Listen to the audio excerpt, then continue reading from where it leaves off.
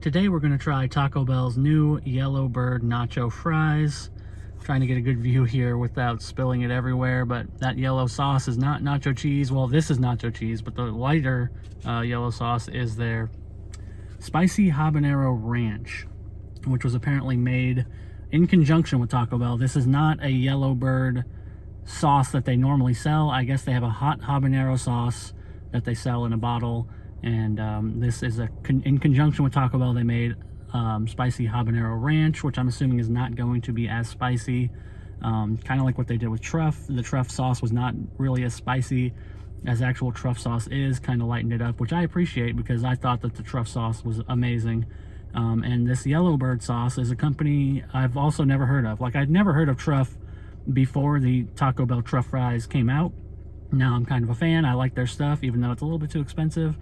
I do like their sauces, and this Yellowbird sauce I've never had before, but apparently it's a Texas local sauce, and I'm in Texas, so I guess I should have heard of it. I don't know. I'm not on the hot sauce scene, but I am very interested in what Taco Bell has come up with.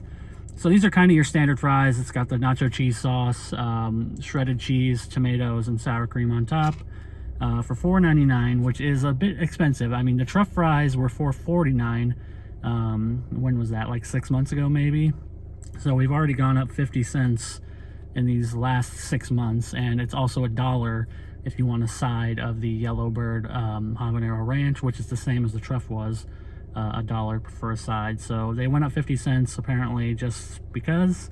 I guess they'll say inflation or whatever, but we all know that's BS. Anyways, let's go ahead and see what the actual sauce tastes like. Let me get a good bite with a good amount of sauce on it so I can get a good taste of this Yellowbird sauce. All right, so this is pretty much all sauce on here, a little bit of nacho cheese, but this is what I want to take the bite with so I can get the taste before I add in the tomatoes and stuff like that. I'm gonna try to just do it on the fries. Ow. All right, I've been eating my fries here. I'm almost done with them. I'll say this: this Yellowbird Spicy Habanero Ranch immediately spicier than the Truf sauce. I loved the Truf sauce because it wasn't really super spicy. It had a nice flavor to it. It had that truffle flavor. That's what I really liked about it, the kind of earthiness of truffle. This does not have that. This is more of a standard kind of spicy sauce, even though they're calling it Spicy Habanero Ranch.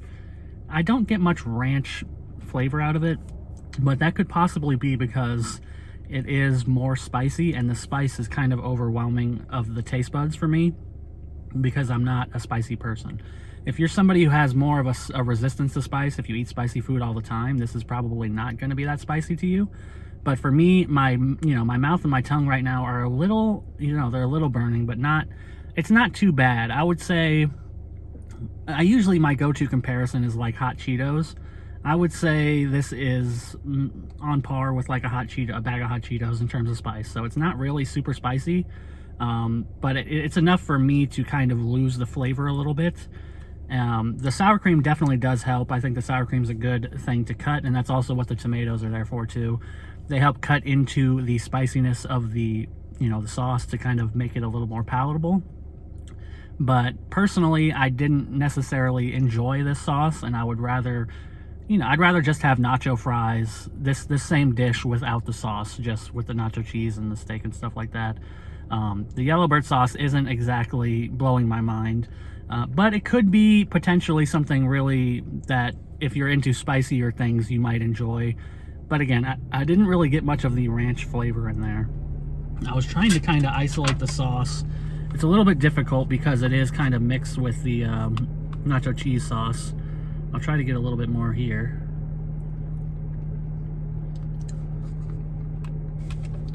To kind of get the flavor of it. It is enough to get me, but it is hot enough to get me sweating. You can probably tell a little bit. But it's not spectacular. It's a little bit, I guess I can kind of get the ranch because it's a little bit soury. And I don't want to go off on a tangent because I don't know if I can explain this really well. But it does have kind of a sour note of ranchiness to it, if that makes sense to you, like an aftertaste of ranch. But it does not taste like dill ranch to me. It's more of a heat element, like a sour, kind of fruity heat, which I guess is the habanero part. That's how they describe it, and I guess that's fair enough. Let me pull out my paperwork. I had to write a lot for this video. Most of it's not going to be relevant for this review. I'm going to do some nerdy math after this, so if anybody's really interested, I'm going to go into some really nerdy math about the prices of the deluxe boxes and the new Cravings boxes and stuff like that. I've got a whole page of notes, front and back on that. That'll be after this review is done, but they say on their press release that the Spicy Habanero Ranch sauce is versatile, fruity, and acidic, and I think that's a pretty good representation. Acidic is probably more what I mean when I say sour, so that's kind of what I'm talking about. So that's pretty much the Yellowbird Nacho Fries from Taco Bell. $4.99, a little bit pricey. You might be okay with it if you're somewhat into spice, but I really don't think the flavor is necessarily there the way the Truf fries were. The Truf fries were something special. These are, you know, decent, I suppose, but the Yellowbird sauce isn't really cutting it. In my opinion, it is pretty spicy, but maybe not depending on your heat tolerance. As I said, for a wimp like me, it's a little spicy. My mouth is still a little burning a little bit, but probably not that bad for most people. And that's pretty much the end of the review. Now, if you want to stick around, I'm going to go into my math here, my box math, about the Build Your Own box, the new Build Your Own Deluxe box, and the current Deluxe Cravings box with the nacho fries that they're advertising. And I'm going to go into a little bit of math about prices and deals with that. So if you're interested, that'll be happening in a second. If not, that's the end of the review, and maybe I'll see you next time, but stick around for this. For all the people that are sticking around for this incredibly boring content, I appreciate you guys. You know, like and comment and subscribe. But here's my box math. I'm going to try to run it down. The Build Your Own box has been upped to $5.99 from $5 pretty much everywhere. It doesn't matter where you are. It's a corporate move. So no matter where you're at, even if you're in a place where they were still $5, which they were here, and I know in a lot of places they're not still $5, but if you're in one of those locations, it will now be $5.99 to Build Your Own box, which has been the kind of go-to deal that I usually would get when I go to Taco Bell. And if you don't know, it lets you pick between a crunch wrap, a cheesy gordita crunch, and I believe a chalupa as a main, and then as a side you could get a bean burrito or a taco, and then you would get to pick a little thing, like I think they called it main. What do they call it? I don't know, but anyways, you get a main thing, you get a side thing, and then you get a little thing of either chips and cheese, or depending on where you are, Fiesta potatoes, or the cinnamon twist, which I don't know anybody who really likes cinnamon twist, but whatever, and a medium drink.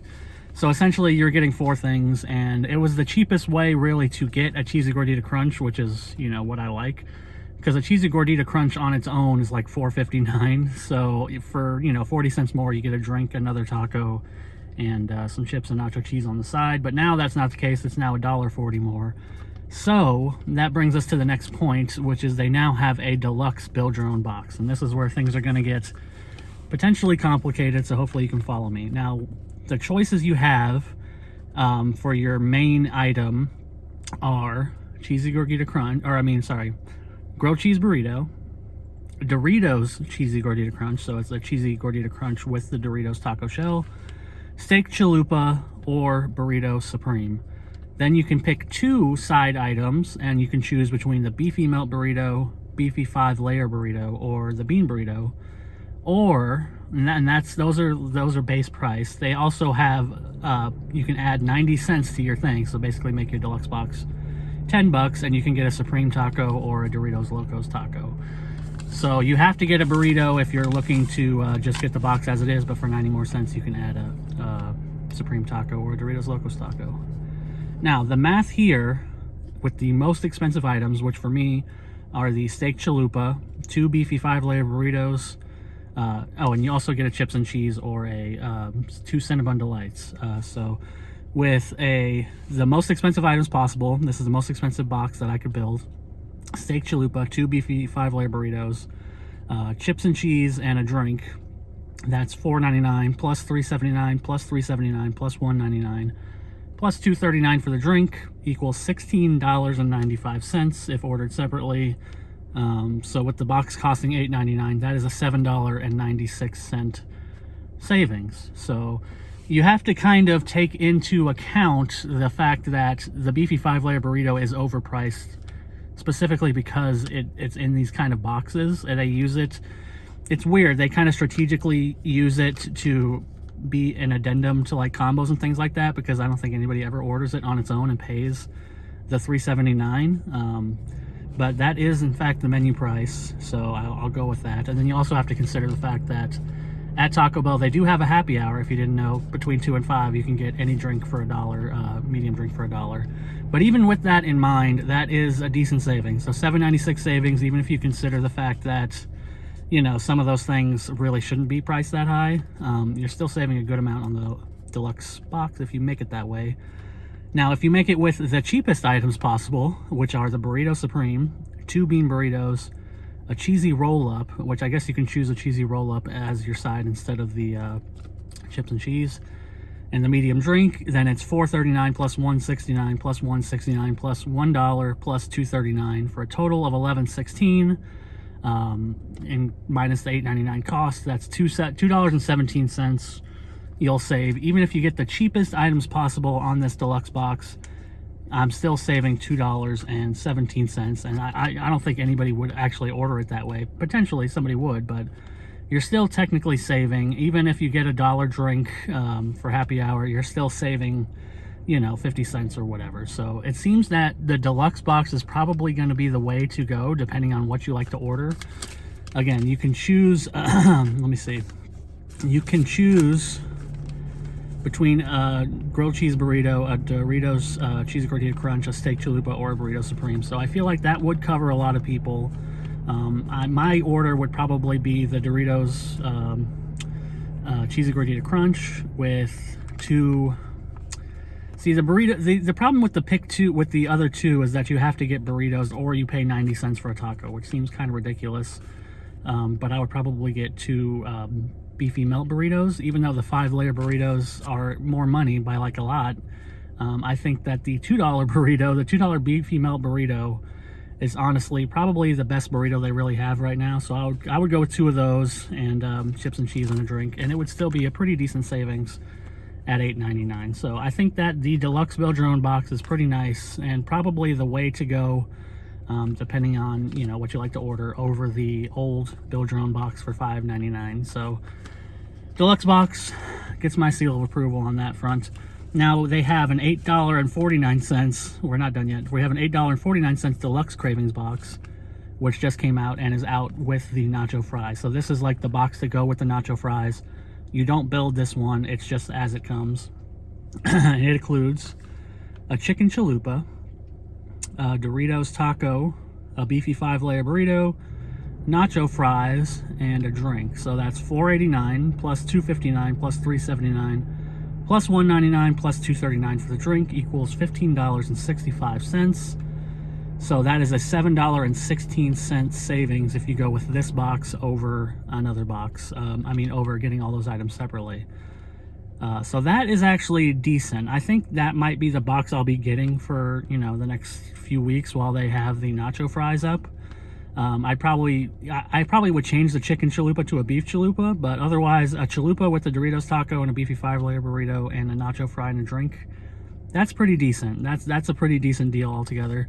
So even though they're overpricing, in my opinion, the nacho fries, the Yellowbird Nacho Fries, and it sucks that the $5 box is $5.99 now, I still think, even at $5.99, it's still kind of solid, but for $8.99, you might want to up to the deluxe box because you're going to get quite a bit more food in there and quite a bit better of a deal, at least in my opinion. So again, it all depends. You can get drinks at happy hour for $1. You can get different deals and stuff like that. Sometimes the app has good deals, but it's pretty rare. Taco Bell's app deals are they're pretty bad, honestly, compared to places like McDonald's or Wendy's where you can get, you know, a lot of money off. Taco Bell is usually like, I think right now it's spend $20 and you get a free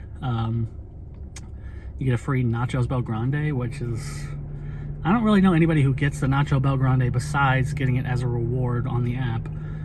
So, and if you're spending 20 bucks, I don't know, it depends on who you have. I usually don't spend 20 bucks by myself, and I don't really want the Nachos Bel Grande, so it's whatever. Which brings me to my last point, which is I didn't write down here. I probably should have. In the next couple days, I believe it is on April 17th, and man, it is getting hot in here, but that's okay. On April 17th, Taco Bell is going to be redoing the reward structure on their app, and they're going to be taking away the Nachos Bel Grande as a reward. So if you didn't really use the app, you would get points on the app, and at 250 points, you could pick a reward, and most of them sucked as like bean burrito or cinnamon twist or a drink or whatever, all cheap stuff, except for the Nachos Bel Grande. So most people, you know, as far as I know, most people I've talked to would get the Nacho Bel Grande reward because it felt like a deal, and I would get it too. Even though I don't particularly like Nachos Bel Grande, I would get it just to, you know, get my worth out of the reward. So they're going to be taking that away, which maybe kind of sucks, but they are going to be adding a bunch of options to it, including, from what I understand, a cheese quesadilla and cheesy gordita crunch. So I'll probably be swapping to the cheesy gordita crunch myself, and in a way that's better for me, even though it's technically less value. I like the cheesy gordita crunch a lot better.